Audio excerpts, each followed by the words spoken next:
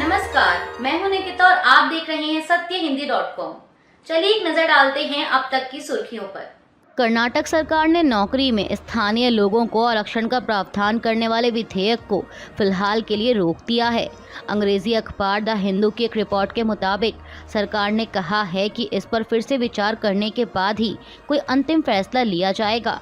बता दें कि इससे पहले राज्य मंत्रिमंडल ने इस विधेयक को मंजूरी दी थी।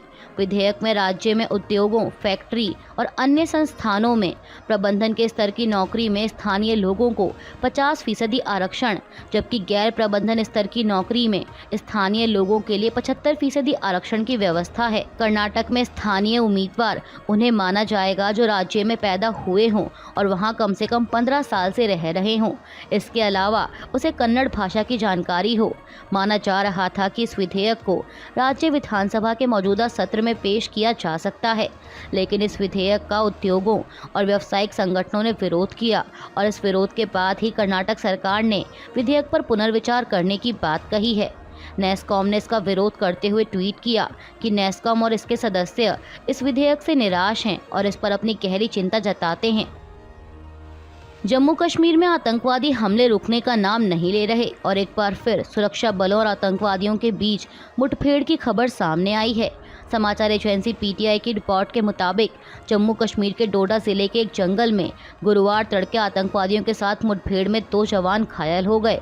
अधिकारियों ने बताया कि मुठभेड़ कास्तीगढ़ इलाके के चद्दनबाटा गांव में आधी रात को करीब 2 बजे हुई, जब आतंकवादियों ने चल रहे तलाशी अभियान के लिए एक सरकारी स्कूल में स्थापित एक अस्थायी सुरक्षा शिविर पर गोलीबारी की। अधिकारी ने बताया कि सुरक्षा बलों ने जवाबी कार्रवाई की और दोनों पक्षों के बीच 1 घंटे से अधिक समय तक गोलीबारी जारी रही।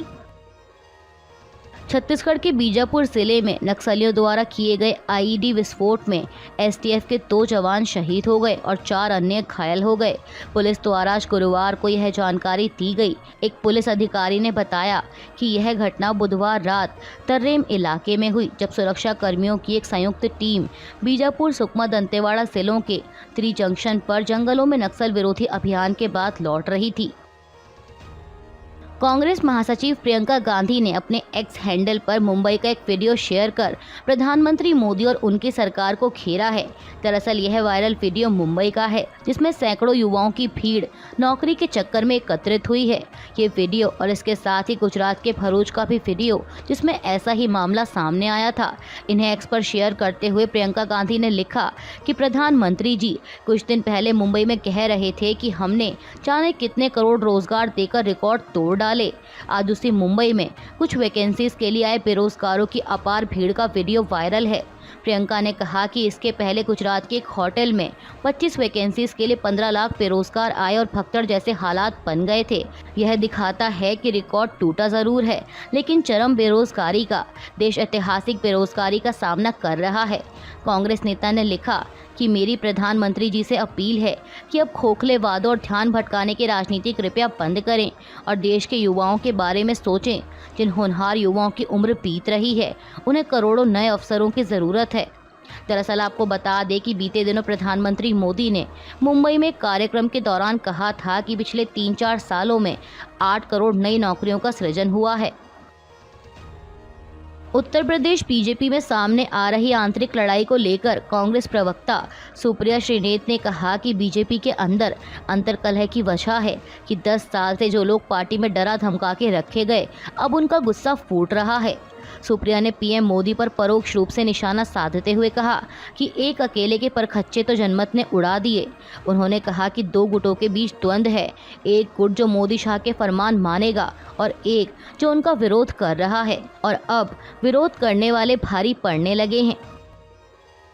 विकासशील इंसान पार्टी के प्रमुख और बिहार सरकार के पूर्व मंत्री मुकेश सहनी के पिता की हत्या के मामले में पुलिस ने नई जानकारी दी है। दरभंगा के एसएसपी जगुनाथ रेड्डी चला रेड्डी ने कल बुधवार देर शाम प्रेस कॉन्फ्रेंस कर बताया कि इस हत्याकांड का मुख्य अभियुक्त गांव का ही काजिम अंसारी है। अंसारी ने पुलिस को बताया कि उसने जीतन सहनी से 1.5 लाख रुपए का कर्ज लिया था, जिसे वो चुका नहीं पा रहा था, और कर्ज के बदले अंसारी की कुछ जमीन जीतन सहनी के पास गिरवी रखी हुई थी जिसे वो छुड़ाना चाहता था। पुलिस ने बताया कि घटना की रात करीब 1:30 बजे काजिम अपने साथियों के साथ जीतन साहनी के घर के पीछे के दरवाजे से अंदर गया। इसके बाद जीतन साहनी को उठाकर डराया, धमकाया और जमीन के कागजात मांगे। अंसारी ने पुलिस को बताया कि जीतन साहनी ने उसे गालियां दी, जिसके बाद अंसारी ने जीतन साहनी पर चाकू से ताबड़तोड़ वार किए और हत्या करने के बाद सभी ने कागजात वाली अलमारी से जमीन के कागजात का बक्सा निकाला, लेकिन उन्हें चाबी नहीं मिली, इसलिए बक्से को एक गड्ढे में फेंक दिया। एसएसपी ने बताया कि अंसारी ने इस घटना में शामिल जिन जिन साथियों के नाम बताए हैं, पुलिस उनकी खोजबीन कर रही है। आपको बता दें कि इसी सप्ताह सोमवार को जीतन साहनी की दरभंगा के बिरौल बाजार स्थित उनके घर में हत्या कर दी गई थी। बिहार में बिगड़ती कानून व्यवस्था को लेकर विपक्षी गठबंधन इंडिया ने राज्यव्यापी आंदोलन का ऐलान किया है। इंडिया गठबंधन ने कल बुधवार को कहा कि वह कानून व्यवस्था की कथित गिरावट को लेकर इस सप्ताह के अंत में राज्यव्यापी आंदोलन आयोजित करेगा। यह घोषणा गठबंधन सहयोगियों की संयुक्त प्रेस कॉन्फ्रेंस में की गई। कहा गया कि राज्य में कानून व्यवस्था की स्थिति पूरी तरह से ध्वस्त हो गई है। हर दिन बिहार में हत्या, अपहरण, जबरन वसूली, बलात्कार आदि के मामले सामने आ रहे हैं। आगे राज्य के मुख्यमंत्री नीतीश कुमार पर सवाल उठाते हुए कहा गया कि वह मौजूदा स्थिति पर चुप्पी क्यों साधे हुए हैं। पुरी के भगवान जगन्नाथ मंदिर में रत्न भंडार का आंतरिक कक्ष आज गुरुवार 18 जुलाई को सुबह 9:51 से दोपहर 12:15 के बीच खोला जाएगा, ताकि कीमती सामान को मंदिर परिसर के अंदर एक स्ट्रांग रूम में स्थानांतरित किया जा सके। पुरी कलेक्टर सिद्धार्थ शंकर स्वयं ने इसकी जानकारी दी। उन्होंने कहा कि हम सरकार द्वारा जारी एसओपी का पालन करेंगे। एसओपी के अनुसार आंतरिक भंडार से कीमती सामान को स्ट्रांग रूम में स्थानांतरित किया जाएगा। महाराष्ट्र में विधानसभा चुनाव से पहले सियासी हलचल तेज हो गई है। दरअसल नेताओं का एक से दूसरे पाले में जाना आना शुरू हो गया है।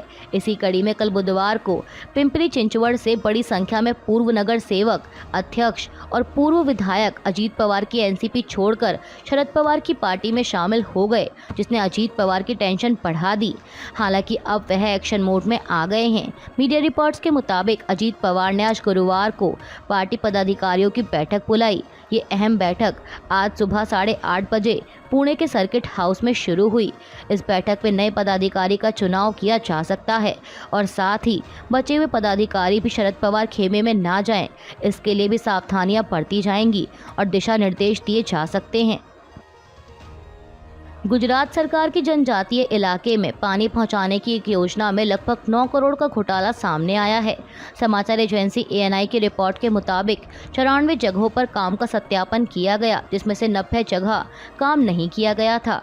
इस मामले को लेकर कुल 14 लोगों के खिलाफ एफआईआर दर्ज की गई थी, जिसमें से 10 लोगों को गिरफ्तार कर लिया गया है। इनमें 5 कॉन्ट्रैक्टर और 5 सरकारी अधिकारी शामिल हैं। राष्ट्रीय राजधानी दिल्ली में बिजली के बिल में हुई बढ़ोतरी को लेकर भाजपा के बाद अब कांग्रेस ने आम आदमी पार्टी के खिलाफ मोर्चा खोल लिया है। विरोध प्रदर्शन के दौरान दिल्ली कांग्रेस अध्यक्ष देवेंद्र यादव ने कहा कि आम आदमी पार्टी की सरकार इस वादे के साथ आई थी कि ये बिजली बिल आधे कर देंगे। आज 10 साल बाद यह साफ दिख रहा है कि जो बिजली के बिल आधे होने चाहिए थे वह दोगुने हो गए हैं।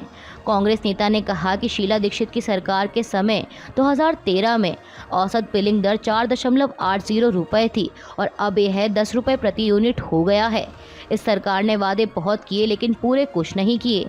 यह सरकार लगातार लोगों को धोखा देने का काम कर रही है। अमेरिकी राष्ट्रपति जो बाइडेन कोविड-19 से संक्रमित हो गए हैं। बाइडेन कोविड से संक्रमित ऐसे समय पर हुए हैं जब उन पर डेमोक्रेटिक पार्टी की तरफ से ही दबाव पड़ रहा है कि वह राष्ट्रपति की रेस से बाहर हो जाएं और किसी और को मौका दें। अब ऐसे में उनके कोविड संक्रमित होने के बाद यह दबाव और बढ़ सकता है। व्हाइट हाउस की प्रेस सचिव कैरिन जिन पियरे के मुताबिक अमेरिकी राष्ट्रपति को कोविड की वैक्सीन और बूस्टर लगा हुआ है और इससे पहले भी बाइडेन 2 बार कोविड-19 से संक्रमित हो चुके हैं। वहीं अपने कोविड संक्रमित होने की जानकारी बाइडेन ने एक्स पर देते हुए लिखा कि वो अच्छा महसूस कर रहे हैं और उन्होंने लोगों को उनकी दुआओं के लिए धन्यवाद दिया है। चीन में एक 14 मंजिला शॉपिंग सेंटर में आग लगने से कम 16 लोगों की मौत हो गई है। सरकारी मीडिया के मुताबिक आगजनी की यह घटना चीन के शिनहुआन प्रांत के सिगोंग शहर में हुई। रिपोर्ट के मुताबिक बुधवार शाम को लगी इस आग में घिरे 30 लोगों को बचा लिया गया है। घटनास्थल पर रात में राहत और बचाव का काम पूरा हो चुका है। फिलहाल आग लगने की वजह स्पष्ट नहीं हो पाई, लेकिन शुरुआती जांच के मुताबिक इमारत में चल रहे निर्माण कार्य से यह आग लगनी शुरू हुई थी। अभी के लिए बस इतना ही। बाकी की खबरों के लिए बने रहिए सत्यहिंदी.com के साथ।